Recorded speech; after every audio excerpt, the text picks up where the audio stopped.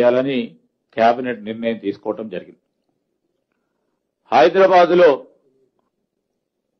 Under ground విద్యుత్ cable system ఏర్పాటు చేయాలని రాష్ట్ర కేబినెట్ నిర్ణయం తీసుకున్నది. ఇప్పటికే మరి పలు రాష్ట్రాల్లో మరి మొన్న పోయి కమిటీకి సంబంధించి బెంగళూరులో అండర్ గ్రౌండ్ విద్యుత్ కేబుల్ సిస్టమ్ ని పరిశీలన చేసి కొన్ని రాష్ట్రాలకు సంబంధించిన బెస్ట్ ప్రాక్టీసెస్ పరిశీలన చేసి అక్కడ అమలు చేస్తా ఉన్న విధానాన్ని అధికారులు అధ్యయనం చేయటం జరిగింది.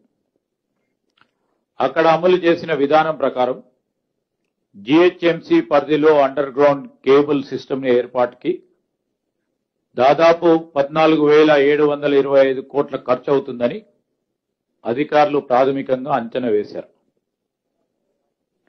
హైదరాబాద్ సిటీని విద్యుత్ సర్కిల్ వారీగా 3 విభాగాలుగా విభజించి ఈ ప్రాజెక్టు చేపట్టాలని మంత్రివర్గం నిర్ణయం తీసుకుంది. విద్యుత్తో పాటు టీ ఫైబర్, వివిధ కేబుల్ నెట్వర్క్స్ వైర్లన్నీ టీ ఫైబర్తో పాటు ఈరోజు గ్రేటర్ హైదరాబాద్ పరిధిలో ఉన్న వివిధ కేబుల్ నెట్వర్క్స్ వైర్లన్నీ కూడా అండర్ గ్రౌండ్ లో ఉండేలా చేయాలని మరి ఆయా కంపెనీలతో సంప్రదింపులు జరపాలని నిర్ణయం తీసుకోవటం జరిగింది.